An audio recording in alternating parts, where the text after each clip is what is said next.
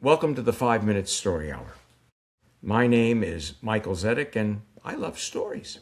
Not only for the treasures that may be found in the stories, but also and especially for the stories in ourselves. And that reminds me of a story, a very challenging and true story. The gentleman's name is Jordan Knutson. During World War II, he was an ambulance driver in Denmark.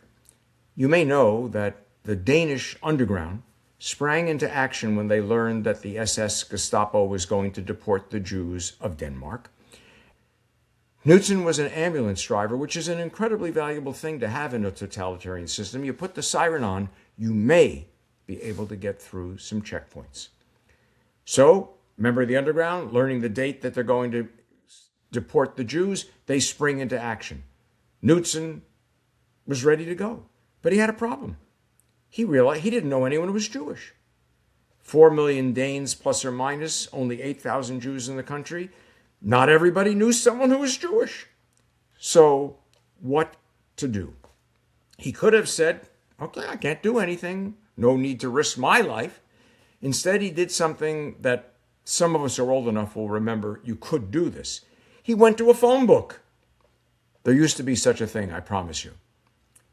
He looked in the phone book for names that were likely Jewish. As you may be aware, there are names that sometimes are clearly associated with someone who's Jewish. Not always, but often.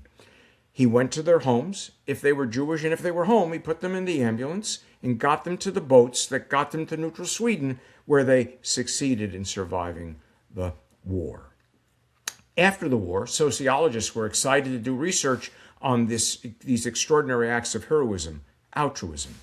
They interviewed Knutson. Why did you do what you did? After all, you didn't even know anyone who was Jewish. This is his remarkably eloquent response. You ready? What else could I do? That's all he said. What else could I do? And I would submit to you that life always confronts us with what else could I do moments.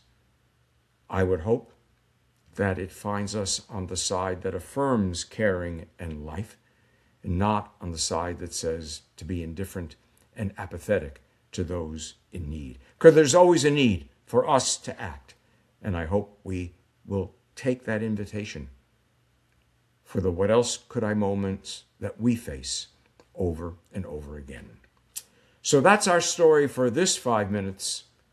And I hope you will continue to join me on the journey, because we never, never stop growing. And let's make sure we make that true as well. That's the story of Jordan Knutson.